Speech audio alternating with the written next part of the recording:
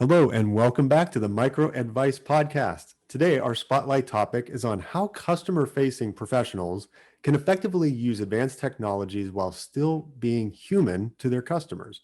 To better understand this concept, we're here with Abby Hammer, Chief Customer Officer of a leading customer success platform, Churn Zero. Abby, thanks so much for taking the time to speak with us today. Absolutely. Happy to be here, Jim. Thank you. I'm thrilled to speak with you, and I've seen you on so many other podcasts, so this is a sincere pleasure of mine. So, Abby, I understand at Churn Zero, you're responsible for delivering a superior CX hmm through all points of the customer's lifecycle, from product strategy, implementation, adoption, expansion, et cetera. hmm And I take it based on this, you've seen what works well and probably what doesn't work so well when it comes to CSMs using particular tools. Sure. So I want to jump right in with, hmm what exactly are the leading practices you've seen or maybe have uncovered for your customers when it comes to effectively using the technologies that augment a very good experience while still allowing them to be human? Absolutely. Absolutely. It's a topic I could probably talk to you for 4 days straight about. So I'll start by saying that I think when we look at putting technology into any human to human interaction, we really need to start by thinking about what should its place be. And to me, that starts with asking yourself and your team a lot of questions. So questions like, when is a human really required? Like, when is the information and the touch point best delivered by a human? Versus when is it actually preferable that it be a sort of tech touch or a lighter touch? When do you want your customers to work independently from you? It's also important to have conversations around processes and the goal of being proactive as a CSM. So asking CSMs when they feel reactive versus proactive, and how many times they're asking themselves like, oh, if I'd only known X just a little bit sooner, or if I'd only done Y a little bit sooner, and asking about repetitive actions that they do every single day. And then to drive all of this, we really need to ask questions about what data we need to holistically understand our customers. Because if we're going to get into using technology to enhance how we work with them, we need to make sure that that technology has a deep understanding of them as well. So if you start with those questions and really dig in, I feel like the white space around where technology can be a plus, and a real add and enhancement to what you're doing becomes pretty clear pretty quickly. And I think the other thing I'll say on this front as a starting spot is to say, I think a lot of people, when they think about technology in any kind of customer or interaction, their minds immediately jump to automated messaging, which is certainly, an important component of a CS practice or sales practice, marketing practice. But it's not the only thing. When we think about how technology can help us provide better customer experiences, there's a lot of options besides just automated communication. It goes all the way back to things like insights. How well do you know your customer? How completely do you know your customer? It's about awareness. How quickly can you be aware if things are changing, if things are needing attention or needing some sort of touch point? And then certainly there is the communication part. And for anybody who's first experimenting with automating communication in their CS process, I tell them the worst thing you do is take the human out of it. Keep the human in. We have to come back to, if it were me, if I were the customer and I was receiving this, what is the right piece of content and what's the right time to receive it?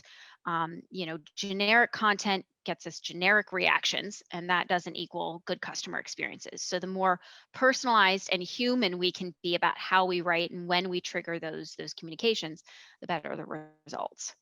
Yeah, those are very, very good insights, particularly the one about communication. I'm a huge advocate for true and honest communication and ongoing with your customers. Something I've incorporated early on, and it's definitely, you could see the benefit of that. But hmm also, you mentioned something there about using particular sorts of automated messaging. hmm And I noticed now you read a ton of articles about digital transformation, hmm and my sense is a lot of customers or a lot of companies don't fully understand the impact of going through a digital transformation and really what is the driving factor on customer experience. You hmm can't digitize a human back and forth or human engagement hmm with a particular tool in every single case. Sometimes it Certainly can be not. beneficial, but hmm not 100% of the time where you can hmm just get rid of that that engagement. Yeah. Humans will never be not a part of how we work with customers in an effective Hmm. way, particularly for certain solutions and certain tools. That one-to-one connection is just necessary, very necessary. Yeah, absolutely. So, Abby, that actually brings me to another point that I Hmm. was thinking about, bringing up with you. And while we're here, I'd say Yeah. let's explore a little more on it. But my sense is that with a lot of these particular tools, specifically AI related Hmm. tools, Hmm. Hmm. there's this fear out there among the customer base that this thing is going to take away jobs and it's going to replace many humans, not all, but many human-led roles now, Hmm. and have an algorithm do all Hmm. the stuff that a team of X number does. So, what's your thoughts about this? What's your take on it? Yeah. I agree there is a bit of subtle fear, but my instinct is that a lot of that fear is unfounded. So I look at our counterpoint our counterparts in sales and marketing actually to when I think about, is this fear something that should be real or not. So most organizations, their marketing and sales teams invest really heavy in technology to enhance and accelerate the buying process. And those teams are pretty heavily rooted in automation and even in AI to certain degrees, and it's developing more and more. Yet I don't hear as much worry out there around, like, well, one day we're going to wake up and we're not going to need a marketing team, or we're not going to need a sales team because we'll just be able to automate the entire buying process without humans being involved. So I think, to me, the same is true for CS. There's always going to be a place for human to human engagement, again, particularly for certain types of solutions. And even for solutions that are more heavily self service, and we expect the customers to be a little bit more independent on their own, there's still humans required to properly support those customers. Um, Now, I do think that we have already seen, and we will continue to see customer facing roles changing because of the spots where AI can help us take off some of the busy work. I think that's the real power that's there, is to say, what are the things that humans are doing right now in the CS world because we don't have the help, not because it's actually the best use of our human brain and the time that we have to give in a day. So I would actually hope that we see roles continue to change, all in the service of a better, more ideal customer experience, getting them the right information at the right time, ideally even before they need it, and reserving those human moments for when it's going to have the biggest impact. And if that happens, I think that's all positive progress. So, I'm excited about the possibility. That's very, very stellar insight. I appreciate the guidance there around automating some routine tasks Hmm. that it may not be the best use of a time, or particularly a more senior person, where they could be Sure. expensive to the customer, to the team, and putting more forward thinking motives in place. Absolutely. So, Abby, I want to turn the attention to what I'm sure is one of your many hats, but Hmm. particularly the onboarding Mm. process. So, there's a Hmm. lot of best practices floating out there around how to nail the onboarding. Yeah. But as it relates to a CS or CX software, what have you seen work that truly tees up your customers for success? Yeah. It's an important question. The CS space is still growing, still maturing. So a lot of the teams we work with, when they join Churn Zero, it's their first real purchase, of a CS platform, or their first real implementation. So, as a group, we're learning a lot of things about what it means to have a successful implementation of CX software. I think the best approach you can take is a really honest one, which is going to be a strange way to say it. But the two biggest challenges we see from our customers, and I'm going to go on what feels like a sturdy limb and say I think this is true for all CS platforms or CS software, is the two biggest challenges that our customers often face is, first, data accessibility and quality, and two, commitment. So, on the first one, data accessibility and quality, any vendor that you go with is not going to be able to solve your data problems, particularly if the role of that vendor is just to take in that data in a way that a CS platform often is going to. Hey, we need to collect all your customer data so that you then can act on it. So making sure that as the leader of a CS team, that you have done the work internally to make sure that you have the right and the ability to get a hold of customer data, ask for it to be in certain ways, have partnerships in sales and in product and in other places that are going to allow you to get the data that you need in order to make sound decisions in whatever system you use. And that can be, data is never perfect, so that's also a journey. You don't let the perfection be the enemy of good there. Try to move forward, the best that you can, because you're never going to have 100% perfect data, but know that that's an important component of being successful with any platform, but particularly a CS platform. And then two is the commitment. I use the analogy all the time, but it's like having a gym membership. If all you do is pay the dues, but you never actually go to the gym, you're not going to achieve whatever goals you had in mind when you signed up for that membership. You actually have to go and do the things that are going to align with whatever you're hoping to accomplish. And implementing CX software should have a lot of impact, a lot of changes on what you do, because it's a real moment to rethink what you do, restructure what you do, and use the best use of the resources that you have, be they technology and human. So be prepared that there is effort that goes into doing that and doing that well, and it'll have a direct correlation on your long term success.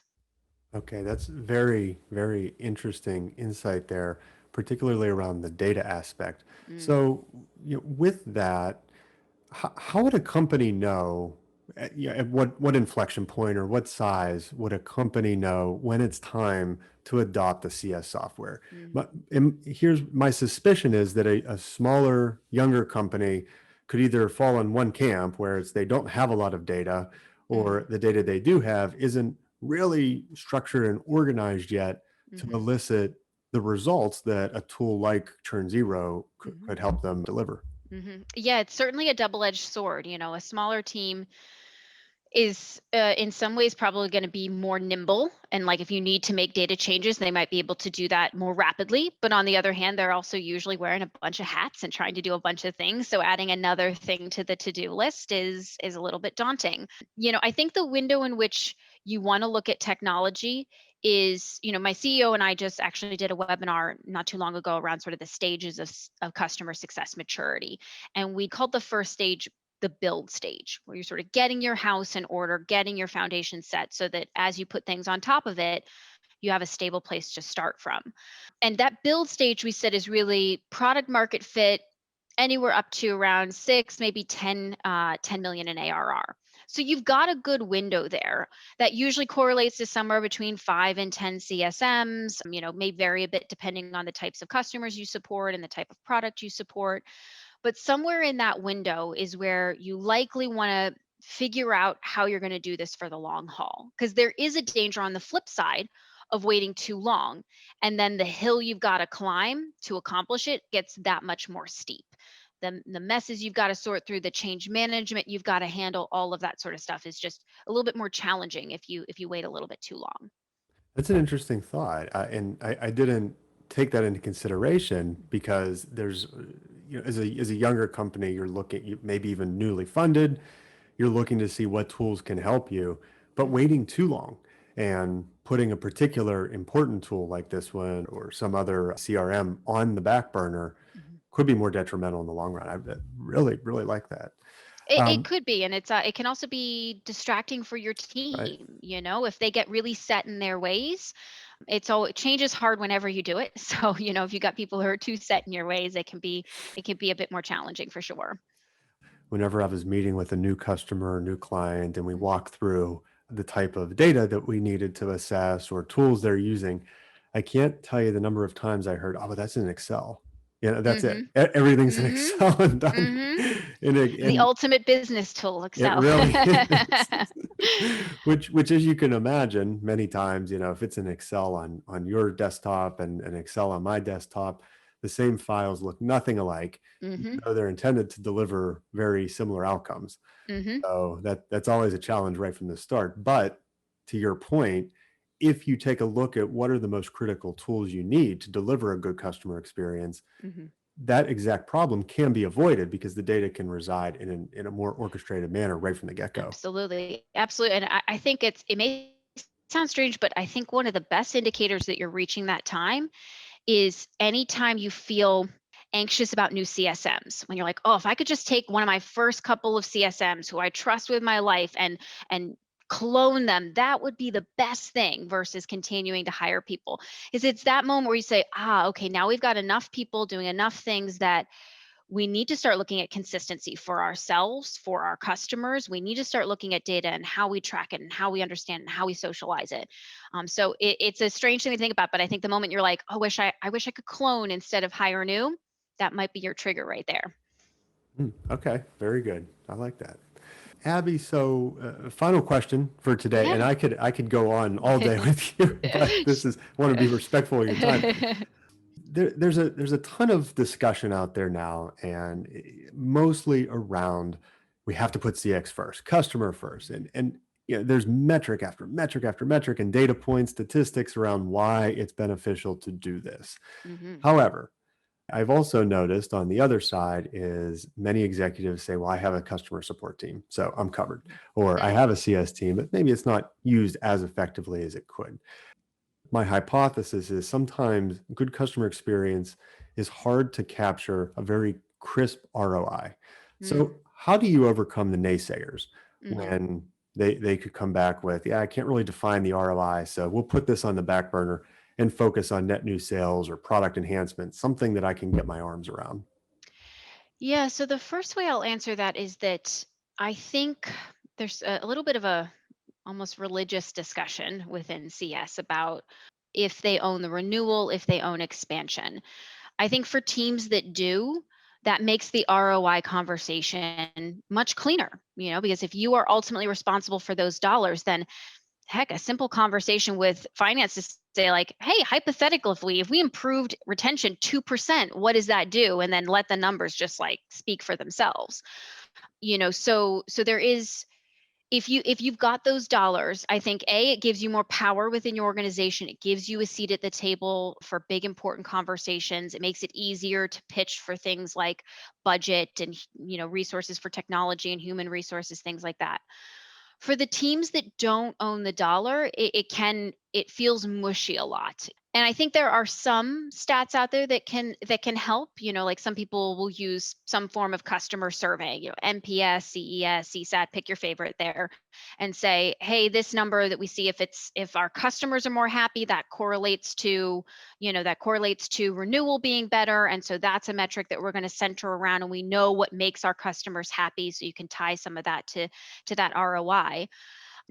So all that to say, if you aren't sure what the ROI is, I would try to pick something to anchor on, even if you're not sure that that's going to be the thing that you anchor on long term. Again, let's not let perfection be the enemy of good here. You might start by saying the measure of whether we're being impactful on our customers is something like NPS, and eventually it evolves into something bigger and more complete. So get started would be my first advice there.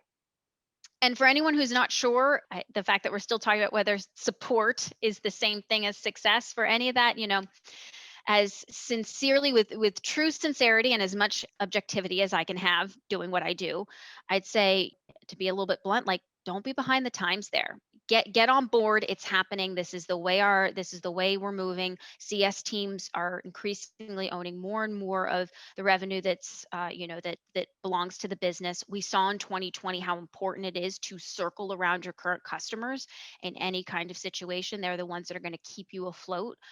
Oh, letting a lack of perfect clarity be the reason that you don't dive in the pool at all is not going to serve you well in the long term. No successful leader was like, I don't need to look into whether I can be more effective and efficient.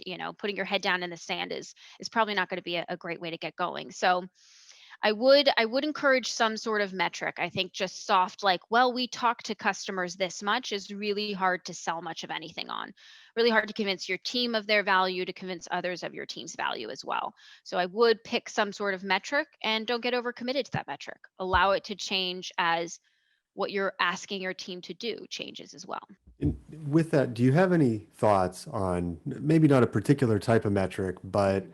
how many is too many? Is it, Mm, again, similar debate where it's, do I need one or two? Do I need mhm, 30? mhm. How many metrics are required or even just directionally to give you Yeah. some sort of indicator? Hey, here's what's happening out there. Yeah, I don't know that there's a magic number, though. Belong to the school of probably less is more in this scenario. I think if you've got too many numbers floating around, it becomes a lot to keep track of. It becomes a lot to say, like, okay, we're tracking 10 different things. Which ones matter the most? Like, if 8 of them have problems, what do we go tackle first? So I think having a bit more of a condensed set makes things more actionable. Actually, I think the most one of the most important things to do when you think about metrics is to think about both the finish line and the path to get to the finish line. So, for example, a lot of CS teams, my own included, one of the main metrics that we look at is revenue retention. Are we keeping customers? Are we growing customers? Are we adding to the business's bottom line? But that's a finish line metric. If I just look at that and I'm not looking at anything that results in whether I keep those customers, the work that goes into that and shows me whether that work is being successful, then I'm only getting half the picture. And even worse, I'm getting a picture that I can't truly act on. Like I can just shout about like, let's make this retention better, but how? What do we actually look at? So making sure you've got a blend of understanding impact to the business, so those finish lines, but also the numbers that are going to make sure you get to that finish line in the way that you want. Very good. I really appreciate that because oftentimes particularly around metrics and in performance management, it's such a tricky topic. Everybody has an opinion, and the Hmm. opinions are all over the place of, do we want one score? Do we want 10 scores? Do we want a handful of different indicators? Then how do we pull the data? Which ones are more important? This debate always is probably one of the more difficult ones to nail down, even more so than strategy. Oh yeah, absolutely. It's and people who've been in it for a while get really committed to certain Hmm. things. And then I also think people who are newer in it sometimes read or listen to podcasts and things like that, and they'll hear someone paint this extremely complex picture and think, oh, if I can't do all of that, then I shouldn't even try. And I think for most of us, you're not going to be, you may get to that point of complexity once you've proven the necessary levels of that complexity. So working towards it is important. Very good. Abby, thank you so much for taking the Of time to speak with course. us today. Thank you. It was lovely to be here. Thank you for having me. Absolutely. And thank you all for listening. If you have any thoughts for a customer experience podcast topic, please feel free to drop me a line on LinkedIn. As always, feel free to subscribe or listen to this and other great insight on YouTube, Spotify, and iTunes. Thanks so much. Have a great week. See you right back here, same place, same time next week.